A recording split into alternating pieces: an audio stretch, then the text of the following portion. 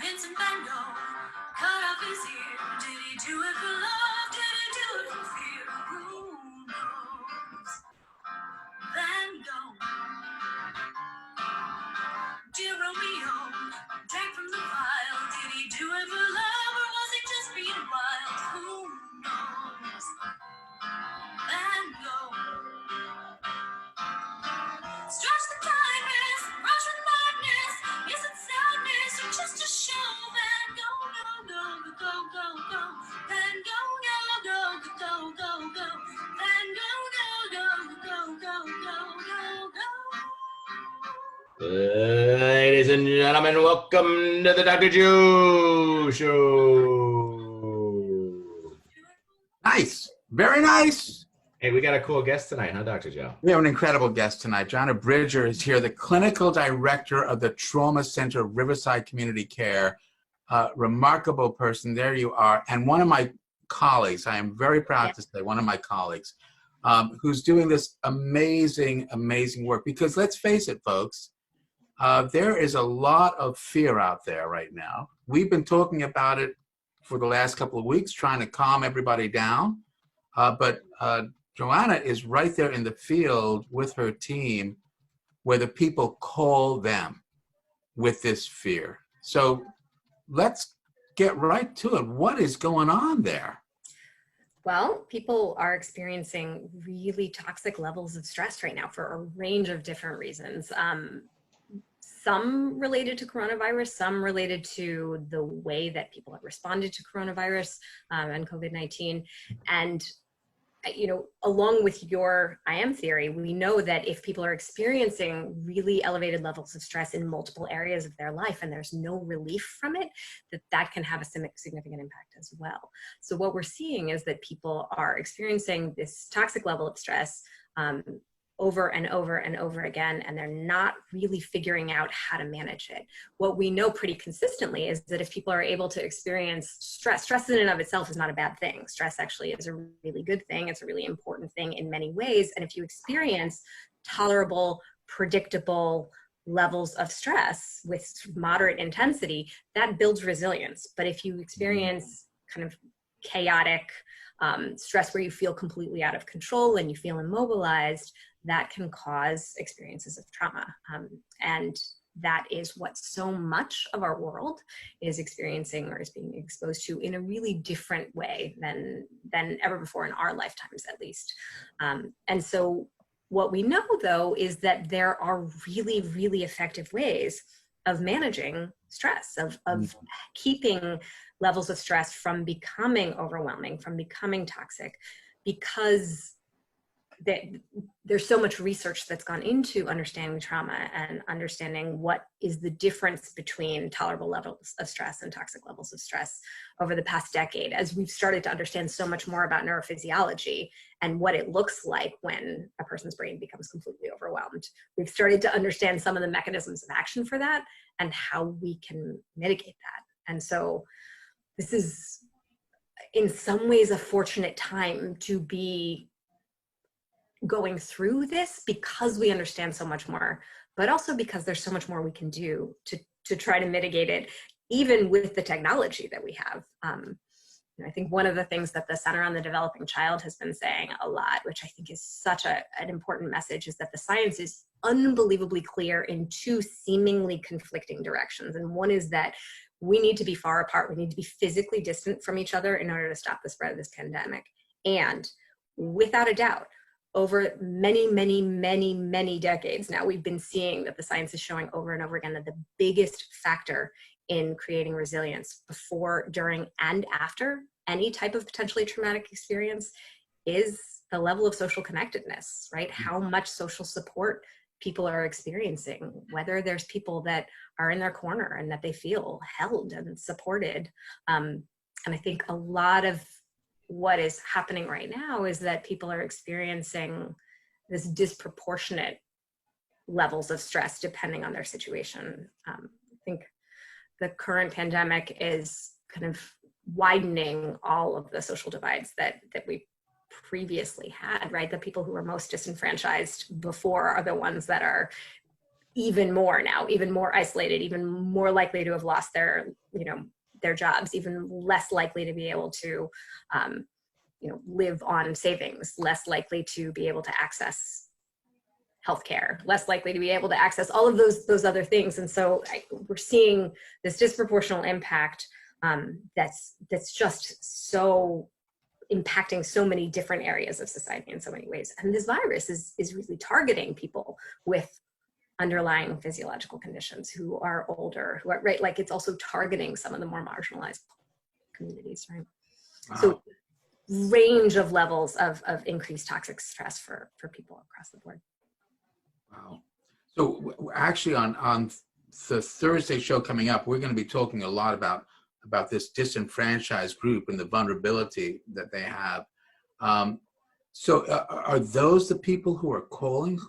Who's calling you, and what are they saying? Well, so what we do, we're funded primarily by the state of Massachusetts, but not entirely.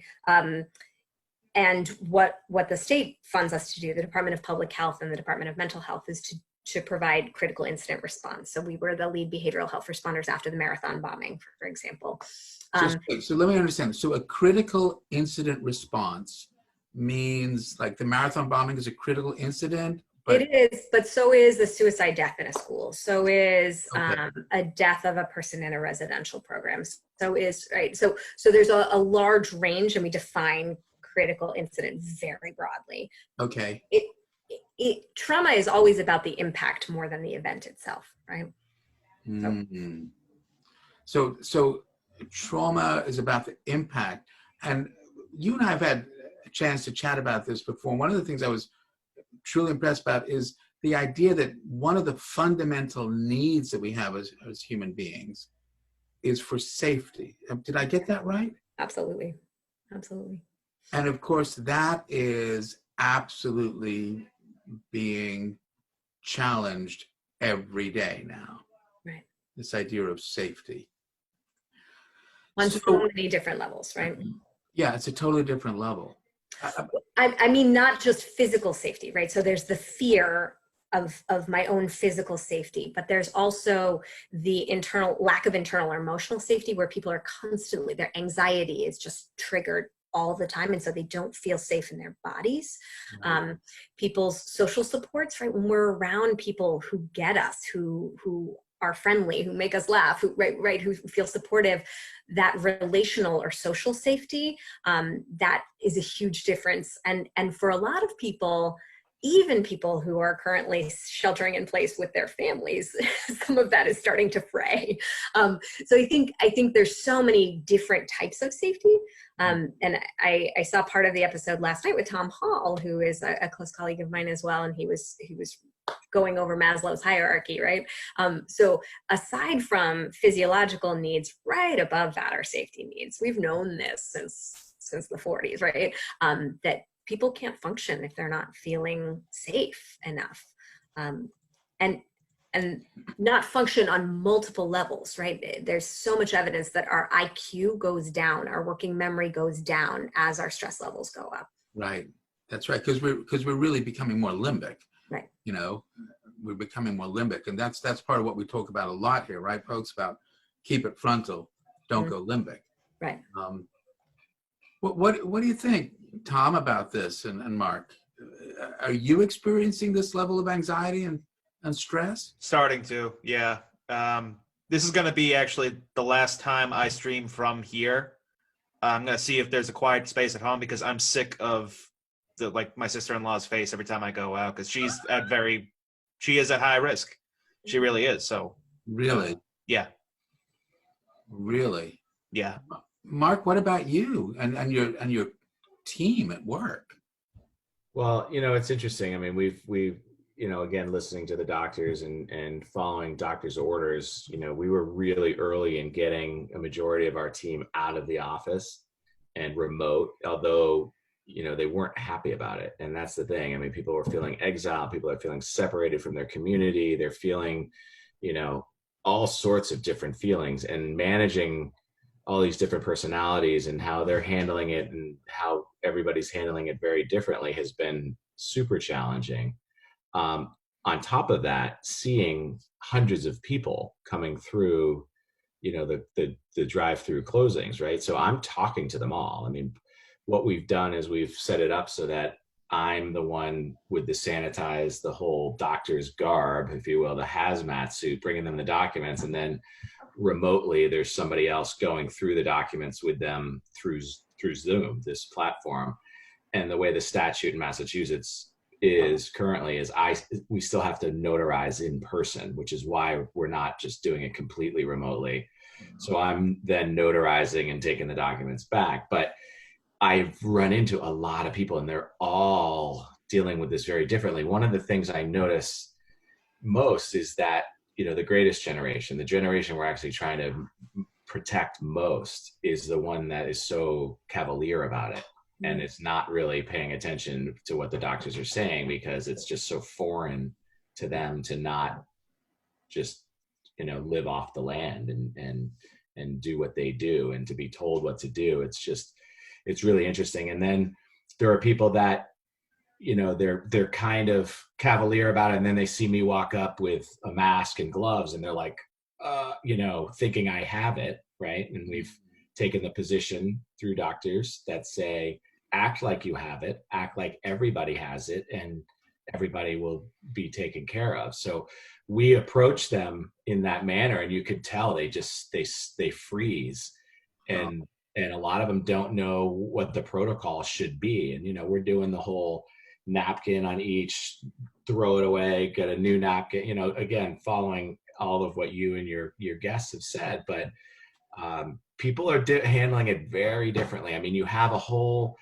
group of people who are in confinement, right? And they're not leaving their house, or they're some are, I mean, they won't go to the grocery store. There's some are handling it in a very quarantined way. And then there are some people that have to be out. Unfortunately, I do. And, I can't wait until this legislature gets passed so that all of my people can be safe too. I mean, we've limited and scaled it down to just the core people that need to be there to produce what we need to have live for these people, where, technology is there. It's kind of ridiculous that this hasn't been passed yet, but nonetheless, the emergency order has not been passed yet, and we're dealing with it. But, we want to be home too, so there's that. And it's fascinating how many different ways people are dealing with this. And what are you finding, Joanna? How are people managing this? It's a huge range. So I was talking with a school psychologist in a larger district today about planning for deaths, right? How do we make a plan so that we are not just caught off guard when we have either students or family, community members die? How do we do that? Because we know how we handle that when students are in school, but how do we provide support when they're not, and things like that. And she was talking about how she's been, calling her students, and there's such a range. There's some students who are just so angry at their peers who are blowing this off and going out and having parties, and other students who are blowing it off and going out and having parties. I was doing a coping group. I know you hate the word coping, but we call our groups coping groups.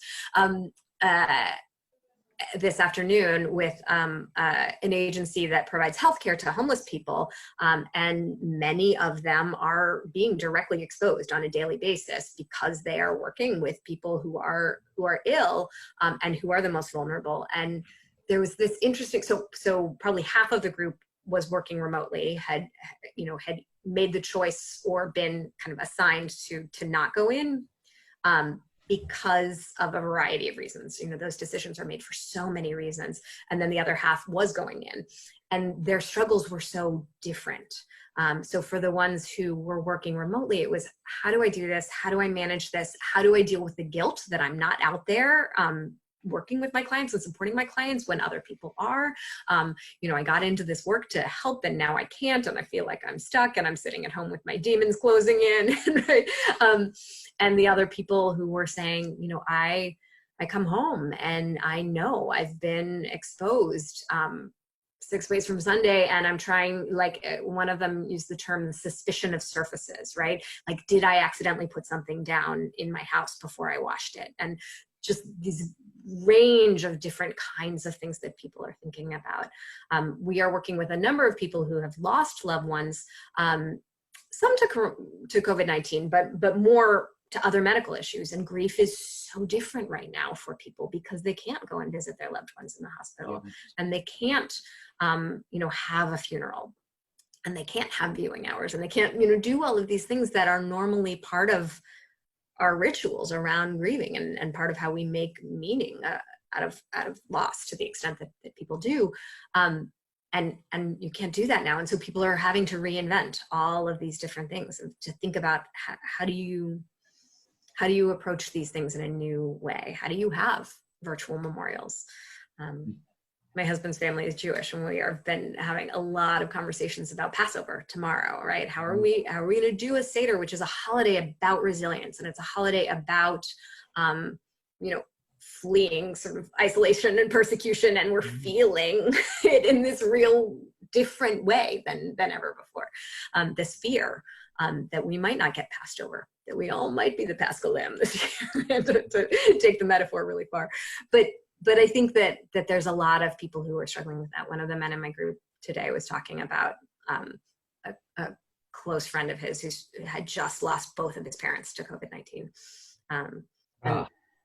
And so thinking about how these impacts. So that group I did last night, there was a woman who was talking about how she had been running her own business, and it had gone out of business, and she had lost her housing as a result of not being able to pay things, and is now homeless and suddenly out of work, and her kids are out of school, and just all of these sort of impacts that are piling on for people in different ways. Was this an online group? Yeah, so it's interesting, we've moved to everything virtual at the trauma center. And so, yeah, we've been doing our groups online. Last night was interesting because it was, usually our groups are all, people have to be in the same general physical space, but we had people from Georgia and North Carolina, doing it. Right, and that's part of what really is amazing about this. We were talking about this. This is not discriminating. This is bringing us a lot closer together if we can understand and recognize that the relationship is not always based on geography. And we all know that intuitively. I mean, you have relatives or people that you love that live, hundreds, if not thousands of miles away. So that's not new for us as human beings. But the idea that we can't be in the same room with them somehow changes that paradigm. Well, that we can't even get to the same room. So in the group I was doing last night, there was a woman whose daughter has severe depression and is acutely suicidal and is across the country. And she was saying, I am just in this intense fear that if she goes into crisis, I can't do anything before I could get on an airplane, right? Right. What's sort of interesting is what we're seeing is, yeah, there are a lot of people who are experiencing anxiety, because I also have a patient caseload that I'm also doing telehealth with. But for some people who have anxiety already and who have sort of gotten used to isolating, they're not actually doing much worse, if you will. Their IM is staying sort of where it is. And in some ways, there's some of the kids who've been bullied at school are having a great time because they don't have to go to school. They don't have to confront those kids whose IM is to make somebody feel less valuable. So it's really interesting. And yet there are other people who are, especially the seniors in high school and college, who are in profound grief and anger and distress because they can't experience the prom. They can't be with their friends to walk, and get their diplomas. And it's so many of those those losses that people are experiencing, that the people who can't be with their loved ones when they're dying, the people who can't, have their family there for their wedding, the people, right? Like all of those different things. So many people are grieving in different ways. So what tools can we give them? Yeah, so the framework that we use for thinking about trauma-informed care always, the guiding principles that we use, is based on the understanding that what trauma or toxic stress, traumatic stress is this level of stress that's so intense that it overwhelms our physiological system. And the hallmarks of it are this loss of control, vulnerability, and immobilization. And so when we think about how we mitigate that, how we try to help people heal from that, we talk about sort of doing the opposite, creating interactions, creating strategies in our own lives, creating environments that are the opposite of that. So we talk about safety, predictability, and control. So safety, as we were talking about, is not just about physical safety. Obviously, physical safety, right? We're thinking about social distancing or physical distancing. We've moved away from talking about social distancing because so many people who are historically feeling socially isolated, that term is really triggering in some ways for them. So physical distancing, but also, you know, hand washing and all the other things that we can do to keep ourselves physically safe, and the internal and emotional safety. So when we think about that, we think about, okay, if you know that it is making you feel more anxious to hit refresh on the news every 5 minutes, make a plan for how you're going to manage that, right? Think about what you might be able to do. Think about how you can have some more structure around that, how you can think about the things that are triggering to you and mitigate some of that. That's going to look different for everyone. With relational and social safety, really think about how can you maintain your social support system in this time? What does that look like for you? Who are the people who, when you are feeling stressed, actually help you to feel better? I think all of us have some people in our lives who, after we talk to them, we just sort of feel heavier. Those are not necessarily the people you want to surround yourself with, although you might want to be worried about them, right? And thinking about what they need too. But thinking a little bit about that and how you can create that relational safety for the people that you're living with as well. I think that we're hearing from a lot of people that just the constant togetherness is starting to fray on some people, even with the people that they love. So thinking about how can I be really gentle and kind to myself, but also to the other people in my life. So safety means a lot of different things. And then predictability, right? How do you maintain some structure and routine in your own life? We've heard from, I would say at the group I did this afternoon, almost everybody was saying how disrupted their sleep has been by a range of different things. For the ones going in, some of it was the changes in shift. For some of them, it's nightmares. For some of them, it's just, you know, the racing thoughts and not being able to sleep. And so we talked about some basic sleep hygiene tips for the people with nightmares. We, you know, I often recommend the DBT nightmare protocol. I think is really effective for a lot of people. I mean, there are things that people can do if sleep is what's getting in the way, because sleep is huge. Eating is huge. Staying hydrated is huge. I mean, some of these are low-hanging fruit. Mark, you were saying that your son stole all your water, but I'm glad that you had water next to you. We know that adrenaline sucks your body dry, and if you're really stressed, your body isn't cueing you that you're thirsty in the way that it normally would.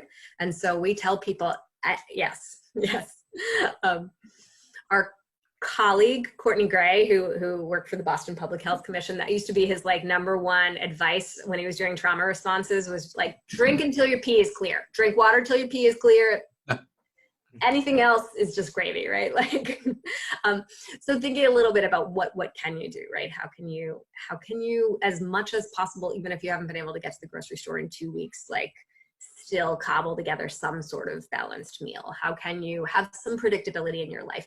And maybe predictability, you know, is about some sort of structure and routine. And maybe it's about allowing yourself to make conscious choices about that. One of my colleagues was talking about how we talk a lot about the importance of family dinners, and yet her teenage son was like, I'm quarantined with you. If I don't eat dinner with you every night, we're still getting enough family time. And so sometimes relaxing those things too, when it's intentional, but making the conscious choices about how you want to structure things with your family.